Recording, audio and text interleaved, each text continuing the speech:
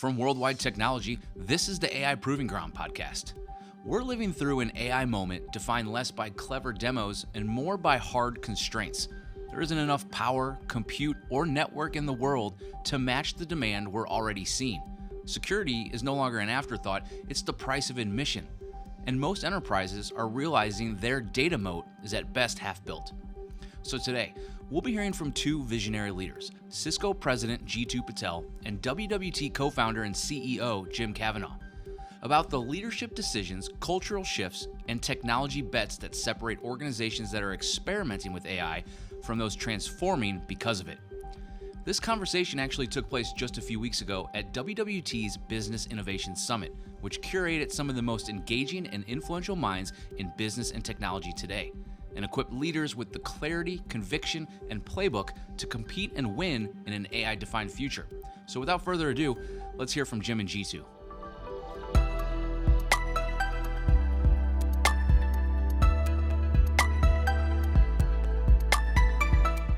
Before we get started, can I just thank the WWT team, the hospitality that you folks have shown us over here. I've been here for 12 hours and I've never had someone take care of me that well. So thank you again. Big round of applause to the WWT team. Thank you. So again, appreciate you being here. It's an honor. We're going to kind of just jump around on a number of different things. What I wanted to kick it off, Jeetu just came back or from Cisco's Partner Summit, and just the feedback that I've received from our team. That it felt like the WWT Summit because you guys won almost every award. Well, we're going to talk about that later. But no, thank you. It's the feedback was great, and the energy was amazing. And maybe I'm going to start with two questions, Jeetu. When you think about today, obviously a big topic is where is AI? And you think about what AI is the impact it's having just on the world in general, on business. And then also think about like where Cisco is. And we've talked about it a little bit last night. Cisco is reinventing itself, and you're driving a lot of this, being the president, chief product officer, chief innovation officer for Cisco. So when you think about AI, what's your view on AI? There's a lot of discussions around, there's a bubble building, there's challenge, what should we be watching for? And then, how are you looking at, AI internally and thinking about how do you need to move and, are you thinking differently, moving faster? So I'll just kind of open it up. So one of the lessons that I learned early in my career is whenever there's a mega trend, you never fight it. You always use it as a tailwind, And the only important thing is you have to know the difference between a megatrend and a hype cycle. And this one is definitely not a hype cycle. It's a megatrend. Now, by the way, there's a lot of questions that get asked on, are we in a bubble? Is this kind of a very frothy valuation? I will say there will be some companies that will actually have frothy valuations. In any kind of platform shift like this, you see a lot of experimentation. There's irrational exuberance that happens for a while for some companies. But if in general, what I'd say is we are actually underestimating the level of potential in the long term. So I personally feel like the data center build-outs that you see are actually getting underhyped compared to being overhyped because of the amount of capacity that's going to be required to fulfill the needs of AI. We're nowhere near where we need to be. So that would be my initial kind of take. The second thing I'd say is... And Jeetu, on it, are you actually seeing that today? Look, I think we'll probably have like $5-6 trillion. There'll be tens of gigawatts of capacity that'll be built out worldwide. And I don't think that's going to be enough. And the reason for that is, look, OpenAI has 800 billion users right now on a monthly basis. The reason they're not 1.6 billion is not because 1.6 billion people don't want to use ChatGPT. It's because they literally don't have infrastructure to serve up 1.6 billion people effectively today. And so they're building out capacity. Like there is a massive shortage that's there. So if I were to think about, what are the constraints that might hold back AI? I would say there's three. The first one is, I think there's a massive infrastructure constraint where there's just not enough power, compute, and network bandwidth in the world to go out and satiate the needs of AI.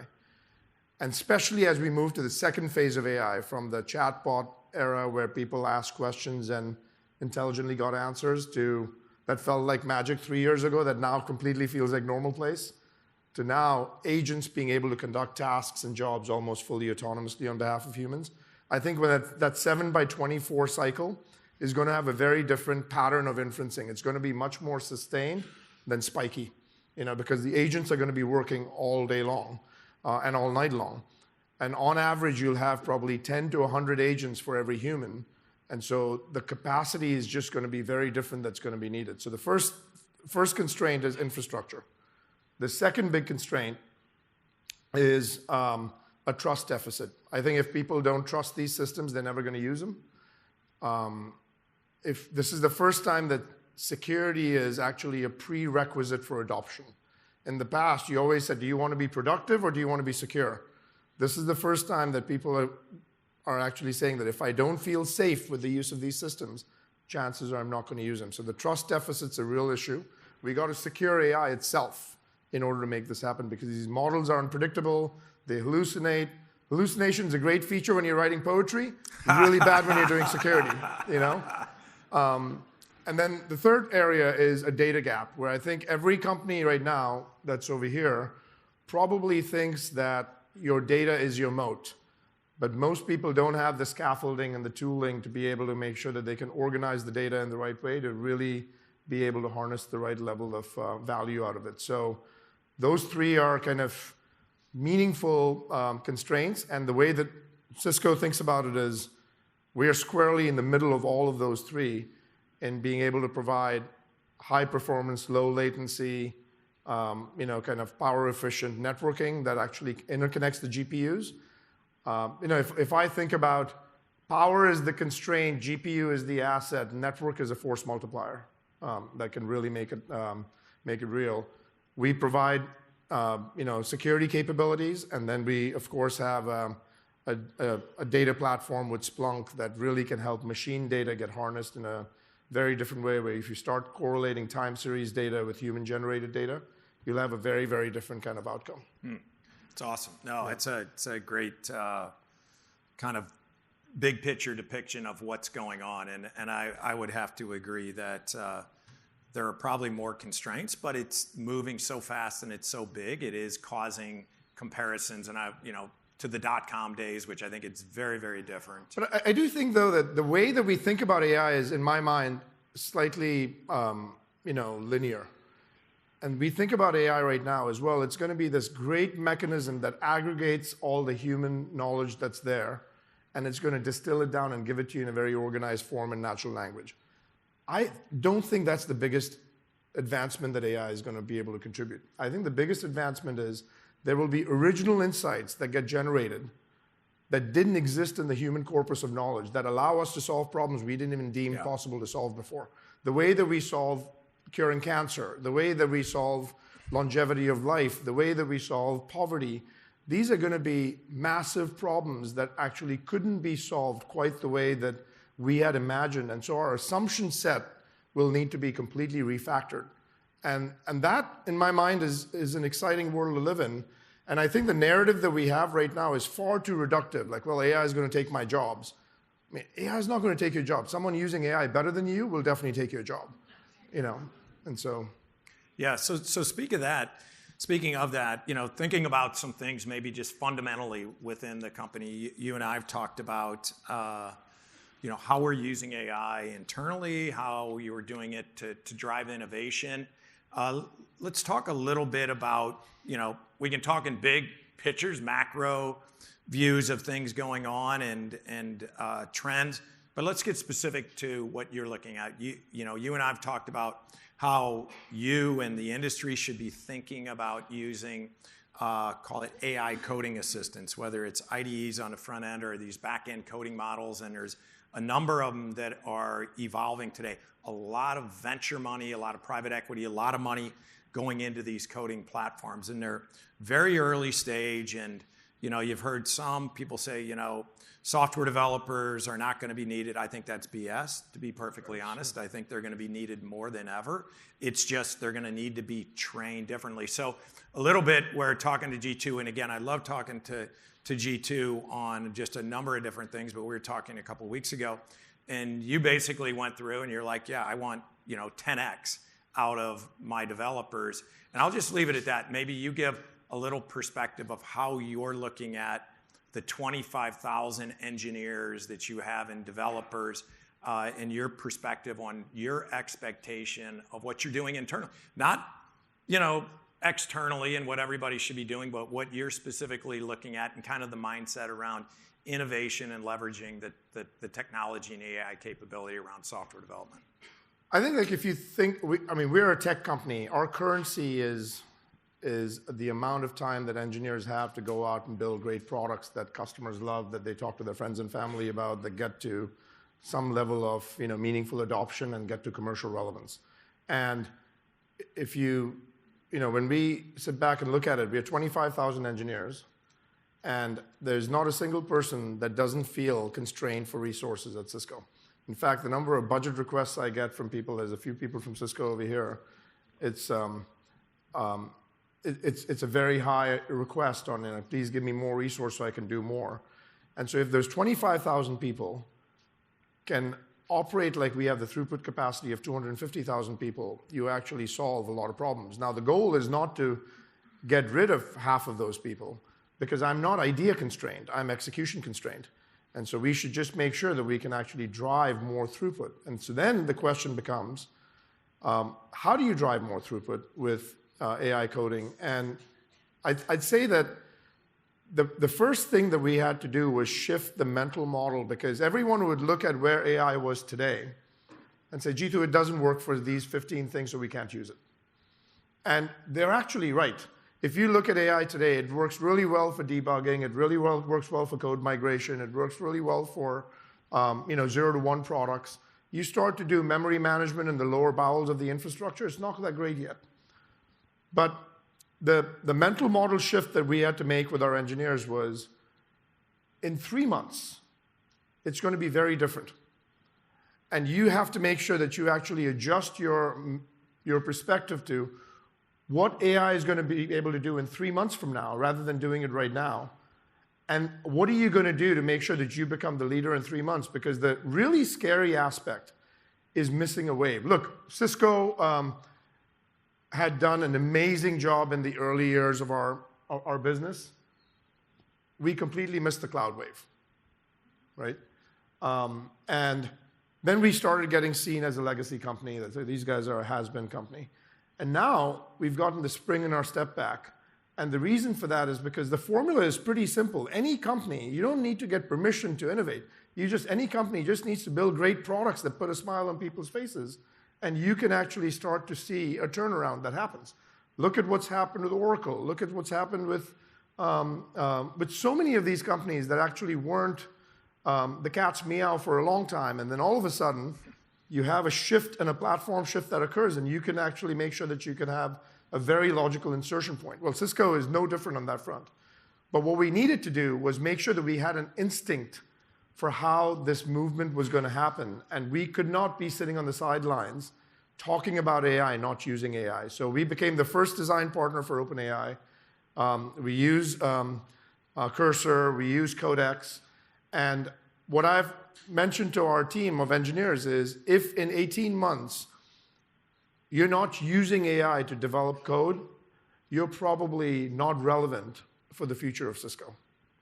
And I think we have to be completely definitive on that dimension, even if the technology today might not be there, because what's happening right now that's really different in product development is the model is the product. You don't have the companies that are going to be like, when you say who has the frothy valuations, any company that has a thin shim on top of a model, I think those companies will be out of business. I don't think they're going to be that relevant. But if you have a model and that model continues to keep improving, the feedback loop between the model and product is very tight, you will actually start to see that in 3 months you'll be surprised at how far this thing goes. And so when we started looking at Codex, and Kevin's here, he's one of our leaders in the data center business, I literally had a large group of engineers saying, Jeetu, this just isn't going to work. And then all of a sudden, in 2 or 3 weeks after that, Kevin Wheel is on our board. He was the chief product officer of OpenAI. He's now running research over there. And I talked to Kevin. I'm like, Kevin, it seems like we can't do these 5 things. And he's like, all right, give me 2 weeks. And then in 2 weeks, those 5 things started to work. And then before you knew it, employees started coming to me saying, hey, in the past 2 or 3 weeks, things have materially changed. And that topic alone, I mean, and we see this all the time, how fast the technology is moving, how fast these models are moving.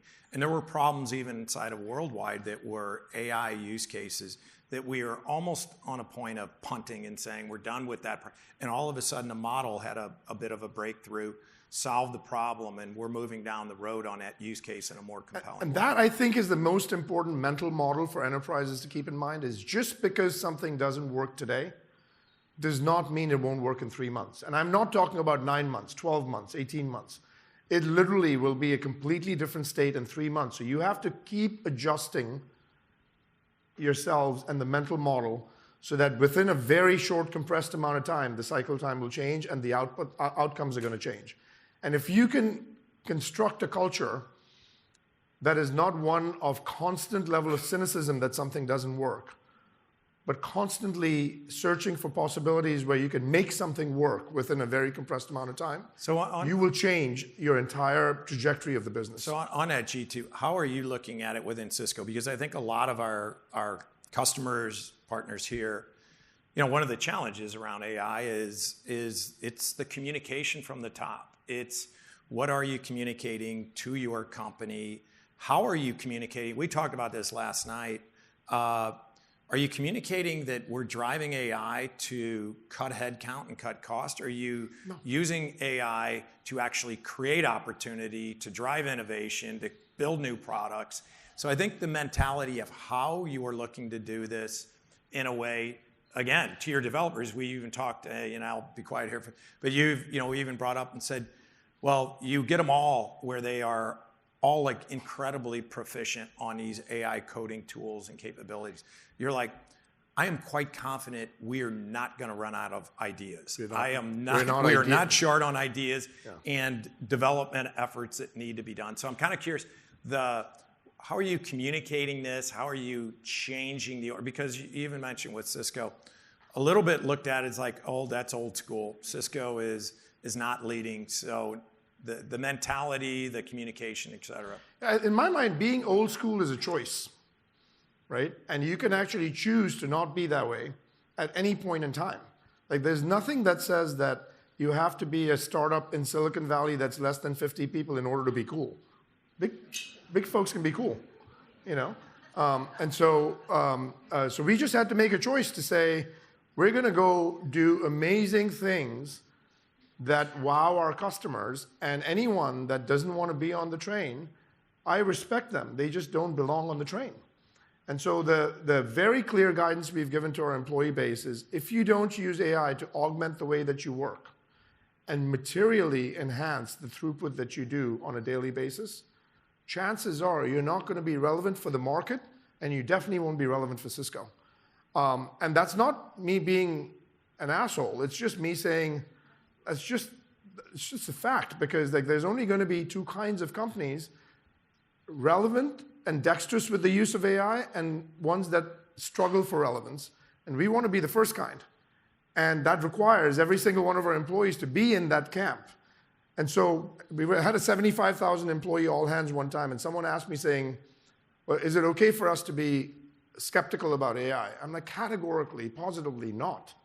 You can be skeptical about the approach we're taking, and if we can take a different approach. But if you're debating whether or not AI is a good idea, man, I don't need to waste those cycles right now, because we might be wrong, but we're not going to be confused. And I think you have to be, extremely definitive on that dimension.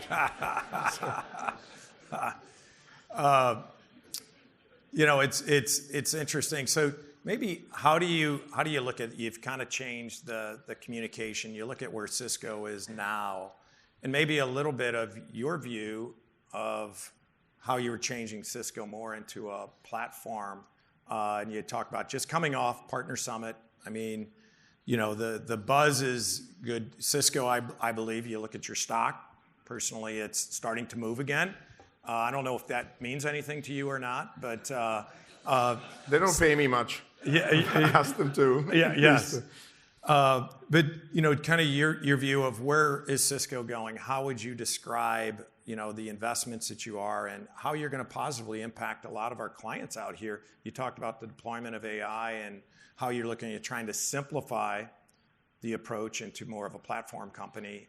And then driving, and enabling AI. So let me just start with, it all starts from people. Like I have a mental framework that I use, which is, in order for becoming a great company, 6 things have to come together. The first thing is timing has to be right. A lot of great products at the wrong time are collecting dust. So you have to have the right timing. Number 2, you have to be in the right market. That's a large enough market that you can attack bit by bit. You can't go out and attack the entire market all at once. So, and these are kind of in descending order of importance, but if you don't have all 6, you don't win, right? So timing has to be right. You don't control timing. You have to be in a large market. Market always wins. Number 3 then is team. You have to have a great team. Oftentimes people tell me, isn't team more important than market? No. You've actually got an amazing market, mediocre team, market pulls you up. You've got a shitty market, and a great team, market drags you down. Market always wins. So it's timing, market, team. Number 4 is you have to have a great product. I believe product is the soul of a company. I think it's actually borderline unethical to sell mediocre products because you've got great distribution. Like it doesn't make any sense. Like the world doesn't need more mediocre products in the market. There's plenty of them out there. So you should build something that's great. So number 4 is product. Number 5 is you got to have a brand that has enough trust in it. Like one of my mentors had told me, don't ever go to a company who's lost their brand mojo. Like, do you think Sybase is ever coming back? 0 chance, right? And so number 5 is brand, and number 6 is distribution. And timing trumps market, market trumps team, team trumps product, product trumps brand, brand trumps distribution. You don't have all 6, you don't win. And we luckily in Cisco at this point in time happen to have all 6 in spades. So that was the first thing that I had to assess, saying, is this something that's a winnable Sounds like you've battle? said that before, because I could not even, it's like, that was really good. And I'm like, did somebody catch that? I'm like, holy cow, is he actually going to make this? I was just impressed. Anyway, that was me talking out loud. So I was like. So that was the first thing. The second thing is, I actually fundamentally believe that people want to come into their jobs every day wanting to do a good job. So I feel like whenever leaders start blaming their people for it, it's usually a leadership issue, it's not a people issue. And so you just got to make sure that you've got the right clarity of the direction that you want to go, and then you have to make sure that you lead by example, because I don't expect anyone to work harder than me. Even though I believe I don't get paid enough, I get paid more than them. And so like we should actually make sure that we're actually putting enough of our own sweat equity in there, and don't just be shouting out orders. You should always be there rolling up your sleeves with them. So that was the second. And then came the substance on the third one, which is Cisco had become a holding company. We had made 237 acquisitions. Everyone wanted to build their own fiefdom. The way that you actually saw people progressing up the career was everyone wanted to be a GM of their own little domain, and it had become an incomprehensible company. You had no freaking idea what we stood for, because every BU would talk about something different. And so the first thing we had to do was say, we don't want to be a holding company because our breadth had become a liability. And we needed our breadth to become one of the most defensible assets. Because we had one of the few companies that has networking and security and data and observability and collaboration. And it's a very broad portfolio that actually ties together pretty well in helping build out data centers, helping build out the future of workplaces, helping have resilience and infrastructure. So we said, let's make sure that we actually have a platform advantage that's created. Now, what is a platform advantage? Platform advantage means that your marginal cost of ingestion of every new technology has to go down precipitously, so that And every single new technology you buy, you don't just buy it for what that brings to the table, but you also buy it for the things that you might already have from that company that it can add value to. So there has to be a compounding effect, right? So we said, let's make sure that we create a platform advantage. And there's going to be a bunch of things we had to do 4 years, 5 years ago in order to create this platform that was tightly integrated, but loosely coupled. Because you couldn't be arrogant enough to think that customers are only going to use Cisco head to toe for everything. We had to make sure that we had an insertion point, and they didn't have to buy the entire platform to succeed from us. But boy, when you do buy 2 things from us, they work like magic. And that's what we wanted to do. So that was the second thing we did, is create a platform advantage. And the third thing, which was a very counterintuitive thing for Cisco, was we had to make sure that we operated in an open ecosystem and didn't get arrogant enough to think that we were the only ones and we had to build a walled garden and everyone that we competed with were bad people. Because the reality is it is much more fun growing the pie than getting a bigger piece of a small pie. And so what we did was we actually created this complete shift internally of saying, we're going to partner even with our largest competitors. And that's okay. And the reason to do that is because if you start thinking about the customer first and work backwards, it actually will help you serve the customer better, which will then in turn help you serve yourself better. And the reality is anyone that owns more than 20% market share that you don't integrate with, all you're doing is excluding yourself from that 20% of the market, right? And so why not integrate with them? And so the way that this came about was Microsoft Teams was gaining a lot of momentum. We had WebEx. We all believed that WebEx was a better product, but Teams was gaining momentum. We were like, what if we figured out a model where when Teams wins, we win, right? And so our hardware devices, which actually have an NVIDIA chipset, they're the most gorgeous industrial design devices of anyone. By the way, if you don't use Cisco's devices, that is a really bad decision that was made by someone. You should change that. But we actually tied it to Microsoft Teams. We tied it to Zoom. We tied it to Google. And we tied it to WebEx. And before you knew it, we became the open platform. And now we're selling hundreds of millions of dollars on the coattails of Microsoft and Zoom. And actually, we're getting an insertion point for getting WebEx sold into those accounts as well. And that just requires a mindset where there's not a good and evil. You actually might compete with someone, but it's okay to partner with them because as the market gets bigger, it's going to be impossible to find people you might not have some competitive element with. And it's not serving your customer in the right way. If they've invested in 2 companies and you're one of those companies and you don't cooperate with the customer to go out and integrate with someone else so that they can get the best return from their investment. So it just seemed like it made a lot of sense to have that open ecosystem. And I think we've done that as a guiding principle for us. And I think it's fundamentally shifted the narrative, it's fundamentally shifted the culture, and it's fundamentally shifted the way the customers look at us.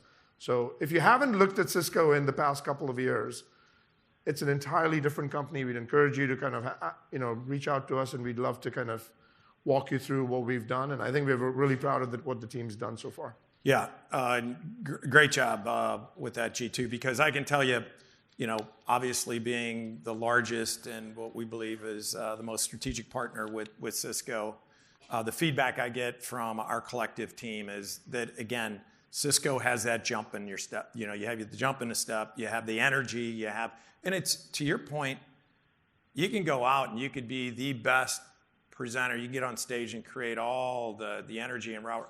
But if you don't have the product behind it to deliver, that is very short-lived. And as you mentioned in your 6 steps, which I got to go back and watch that again, but the 6 steps to success. But if you really look at it, if you talk about you can communicate this, but if you don't have the substance, and that's where I think Jeetu has done an amazing job at Cisco. He's been painting the picture and the vision, but also delivering on the back end, and that is the heavy lift, that is required. So, from our perspective, again, I would recommend customers to take Cisco up on the challenge of relook at where Cisco is today and where they're going, and what they can do for you, and that's how we're looking at it. in watching, because I think they are, becoming a much more innovative company and delivering things and really thinking out of the box, as Jeetu even mentioned. Because specifically, remember, whether it's Zoom or it's Microsoft Teams, or how are you going to do this? Because there's creating this confusion. So maybe I'm going to pivot just a touch on a few things, and we wanted to open it up for a few questions here in a minute. But I wanted to give a little perspective, because the mindset I have, and G2 I think epitomizes a lot of this, is that all of us at every level, any one of us, think that we've got this stuff figured out and we're done learning, and we've gone through our schooling, or we're at this position. The world is moving so fast. The tech is moving so fast. We kind of talked about this last night. How do you stay abreast of it? And kind of in two ways that I look at it. That one, there are things that are going on within Cisco that are traditional Cisco, and G2, you are up to your ears in this and leading that charge and driving results. But also, you're taking the time to go out and look at other companies that may not completely be in the space where Cisco is, around AI, around next generation things. It could be quantum, it could be other things that you're watching, and you're paying attention to those things. So how are you, as a leader, staying abreast of this and creating this continuous learning loop? We talked about podcasts and different things. So how do you look at it from staying on top of this and really this continuous learning loop that on a personal level? The first thing I've been blessed with is I just don't have any hobbies. And so it works out really well. Like, you folks all play golf.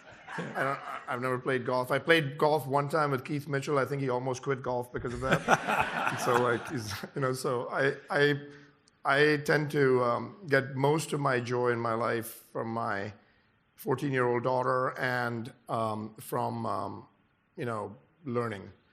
And I actually find this to be a very common trait in human psychology, which is most people get really energized when they start learning. However, the discouraging part is when learning gets hard, most people don't actually sit through all the way and get to the end.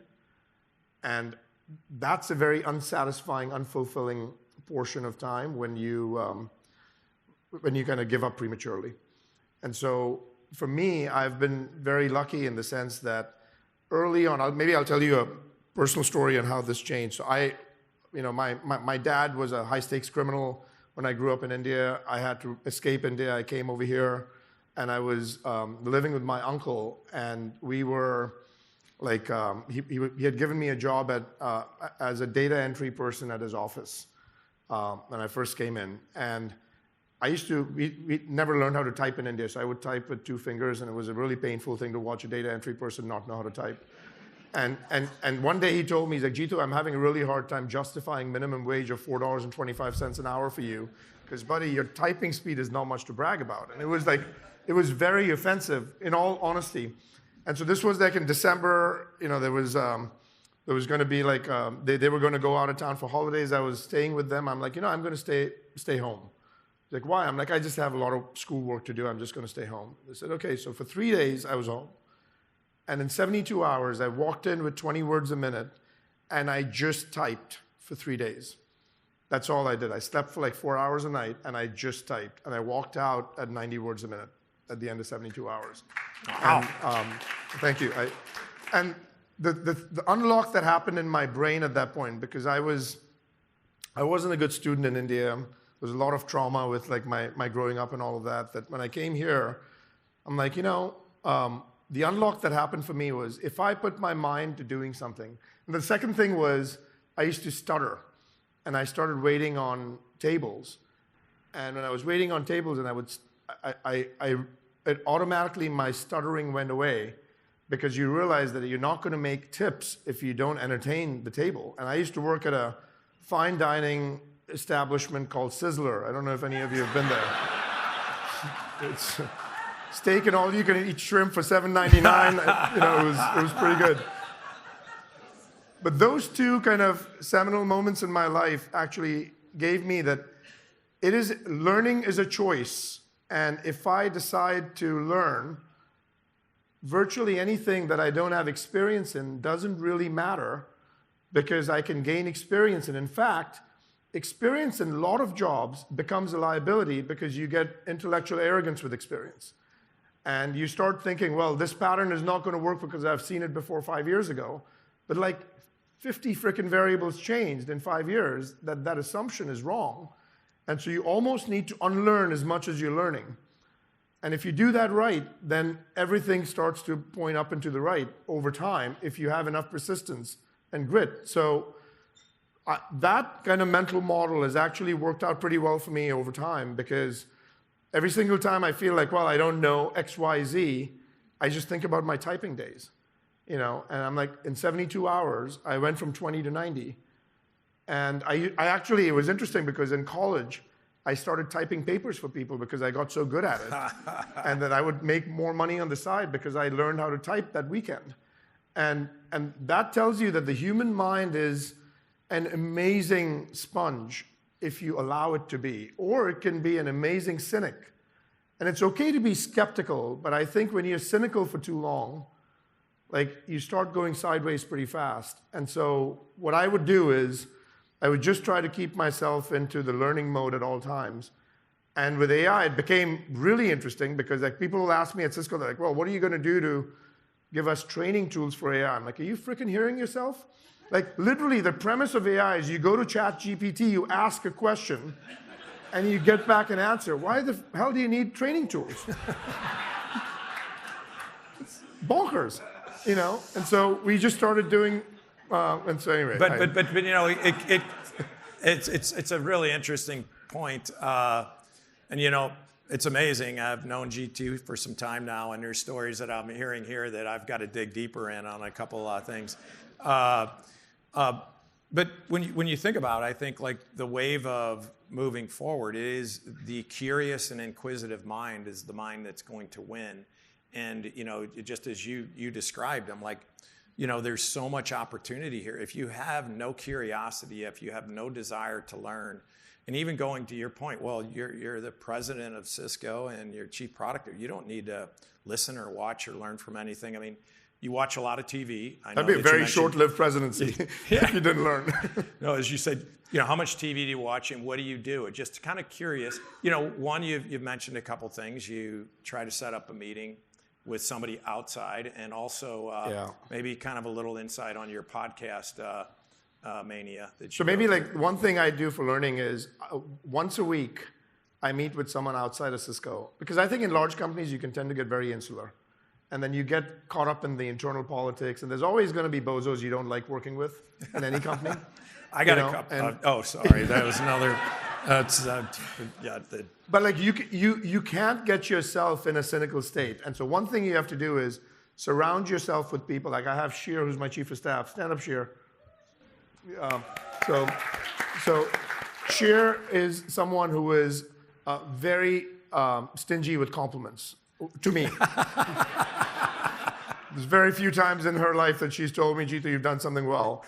But what she does is keeps it real for me, because what we can tend to be is become very insular in large companies. So what I do is I will tend to have at least one dinner with someone, ideally a startup CEO or a startup person, because it's completely out of the world that I live in on a day-to-day basis, to just learn from them on how they're thinking about life, right? And then I try to have a rule, which is just learn one thing from the dinner that you can take back. But don't walk away from the dinner without learning one thing. So like if we've spent 3 hours and not learned a thing, spend the 4th hour, but get one thing out of them. So that's one kind of piece I keep in mind. And second, I like romantic comedies every once in a while, but that's very embarrassing to say for a 54-year-old grown man.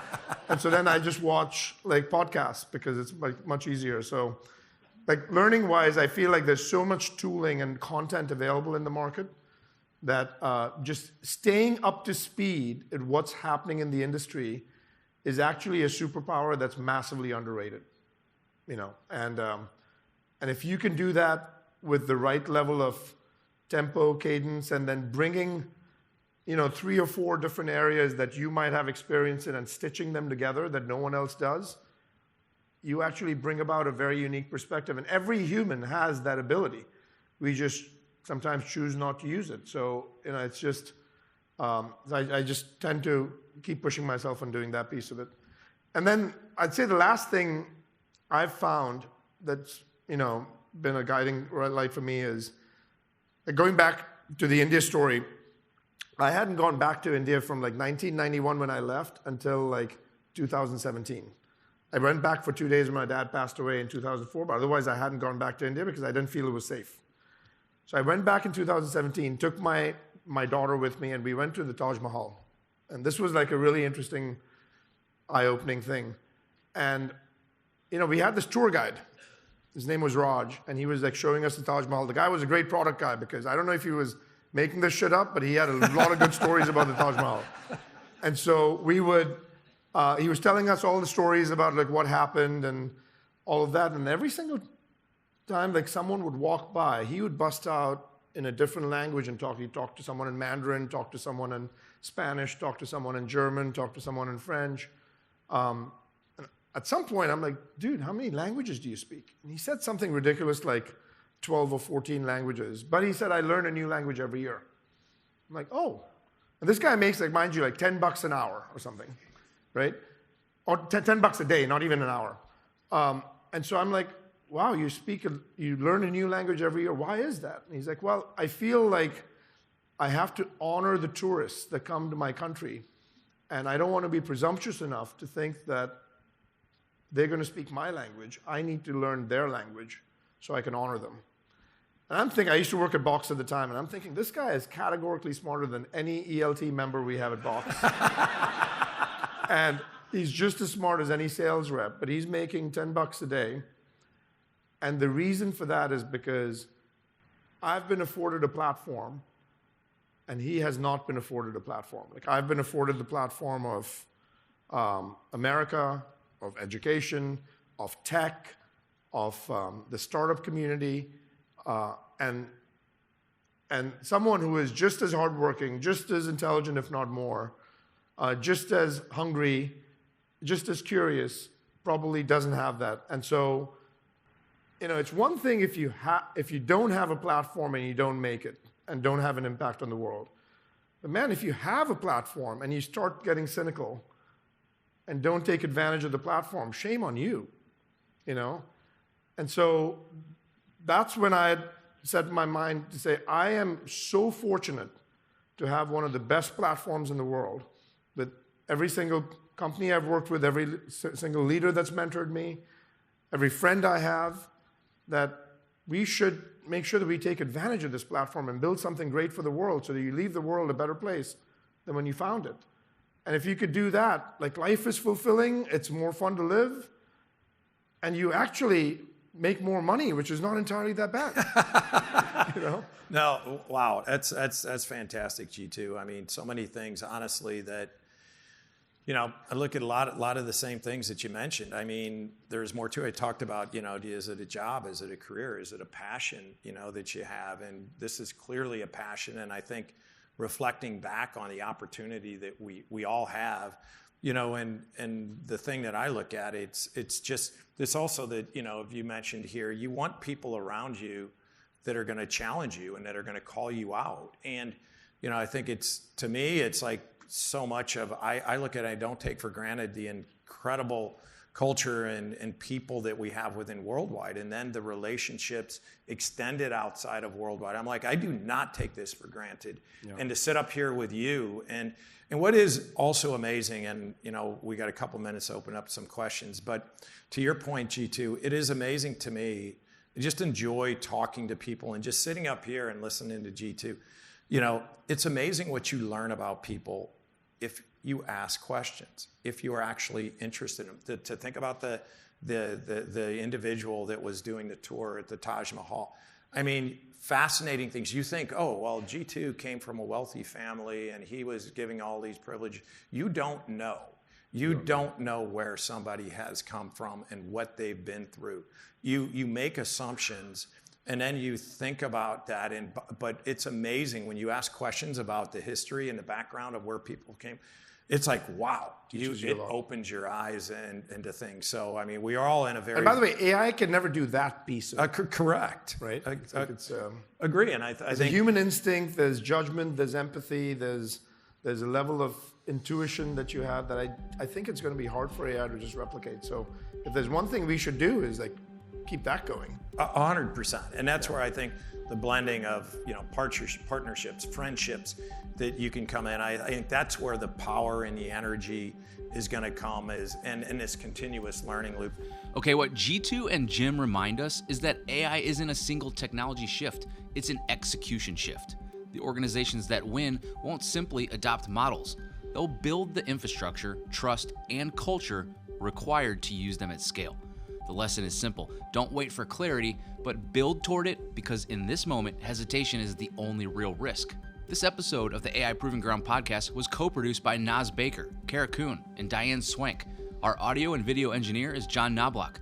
My name is Brian Felt. Thanks for listening, and we'll see you next time.